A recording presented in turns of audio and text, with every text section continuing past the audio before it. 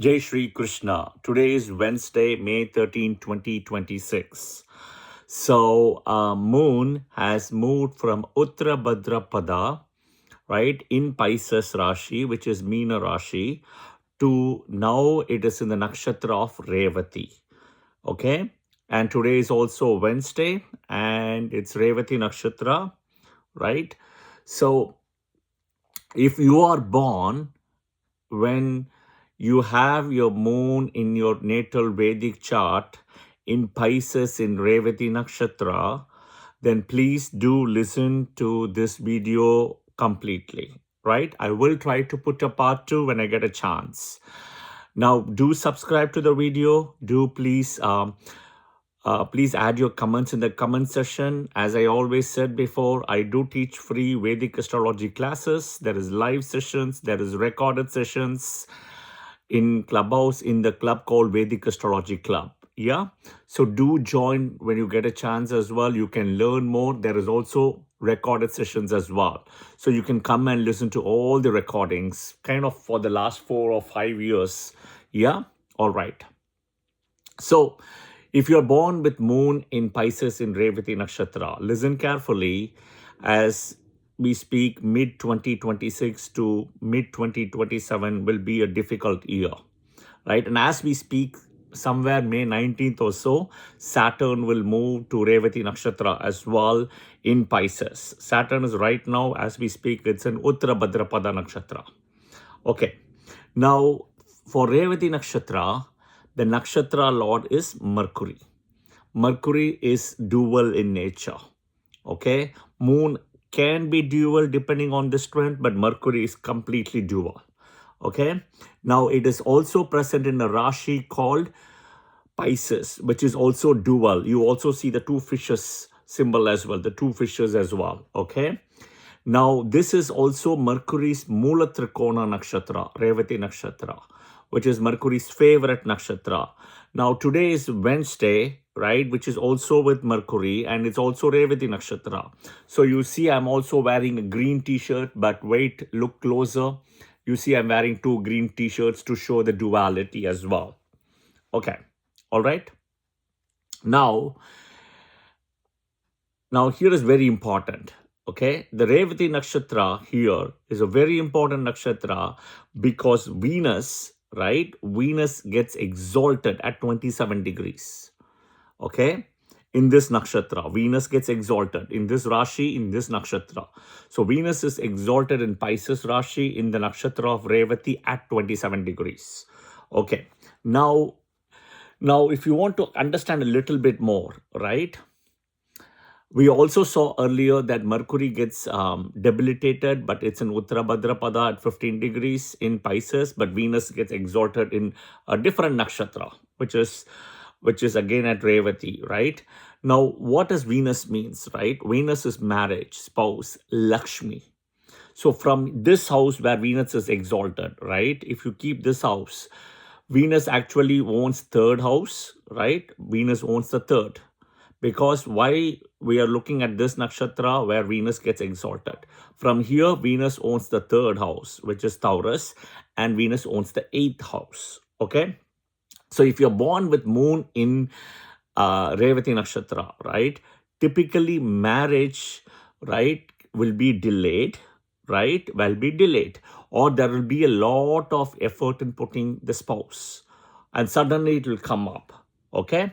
Now remember this, that effort is the third house and eighth is sudden. Okay, because of the ownership. Now the nakshatra, right? The nakshatra lord is Mercury. So from here, Mercury owns the fourth and the seventh. So in a way, if you have moon in Revati nakshatra, right, your mother will play a big part in your marriage. Okay, because Mercury, right, is the nakshatra lord and it owns the fourth house. And seventh house also it owns as a nakshatra lord. So fourth and seventh, mother, and seventh is marriage. Okay, in the final decision making and all those things. Okay, there will be also success, I said, after finding the spouse, but until that there will be effort and delay for marriage. Okay. Next is also important is there is the Gandanta point for Revati Nakshatra, which is at 29 degrees.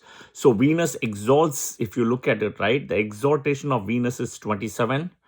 29 is the Gandanta point, which is called the Revati Ashwini Gandanta point, which is between Meena Rashi and Mesha Rashi. Okay, so there is a Gandanta point, which is a difficult point, but the most difficult is Jyeshtamula. All right.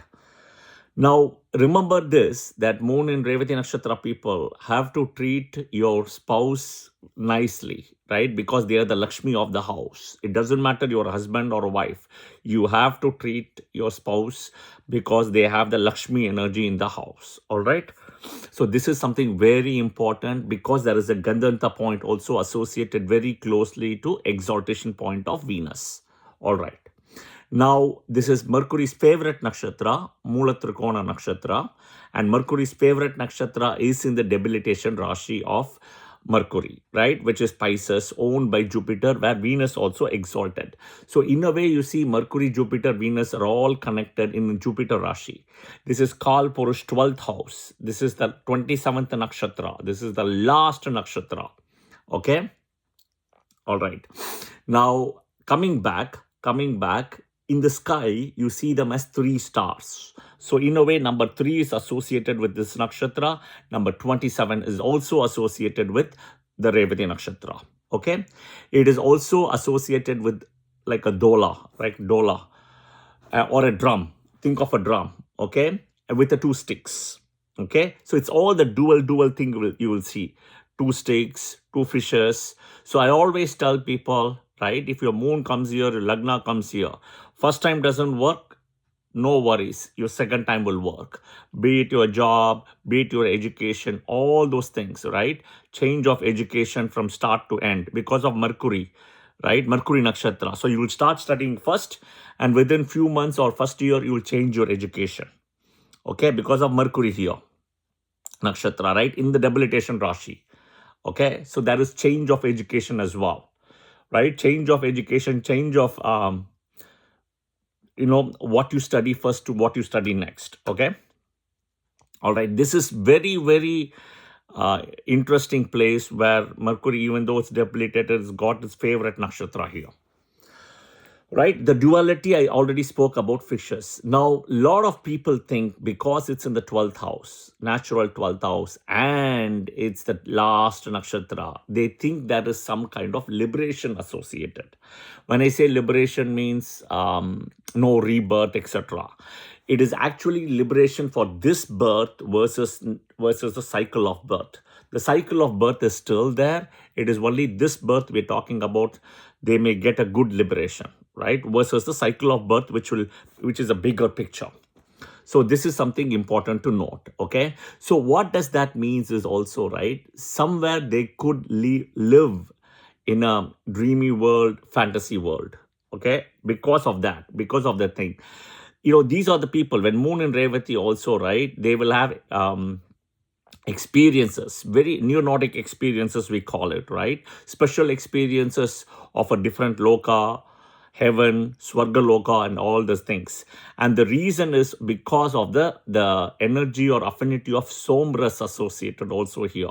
Somras, right? Somras is nothing but is a ras which is kind of given in Devaloka, right? So if you always see with Moon and Revati Nakshatra people, right, they will have some kind of affinity to special drink, special liquor, right? It can be rum or a beer or a whiskey or whatever it is, but they're very particular about it. And that is also the reason it's because connected with Somras. Okay? All right. This is very pleasing nakshatra, right? But tender, can be tricky, clever, right? Has some kind of a behavior of like a chameleon, right? They can change because of the duality. Think of it as based on duality. But, that is the big picture thinking, right? The big picture thinking is there, but they also can be dreamy and flashy and can also be hallucinate in a way. Okay? There could be false beliefs, fantasies.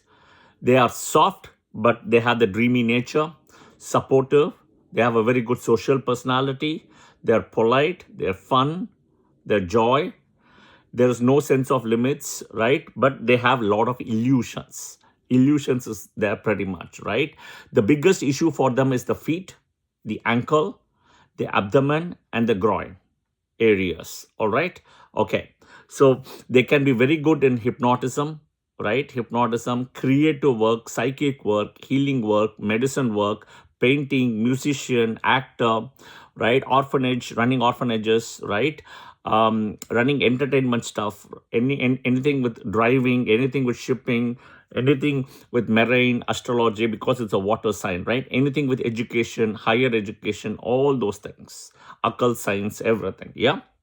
The animal associated is a female elephant, female elephant. So they will have either a female elephant or an elephant in the house, right? Bunch of elephants, fishes, right? Pairs of fishes, peacock or pigeons. Okay. They love something like ice creams, right? Yogurt, curd, okay, um, those kind of things, right? And they have a very pretty soft teeth. You ask them to, you give them like a sugar cane, right? And ask them to bite the sugar cane, they will struggle. They have issues with biting, okay? Like sugar cane and thick stuff, like which needs a lot of activity in the teeth. Yeah, so that is something important. They have a good physical body, and there is a physical felicity also very good, right?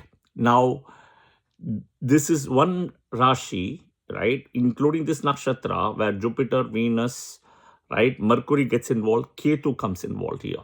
Ketu, right?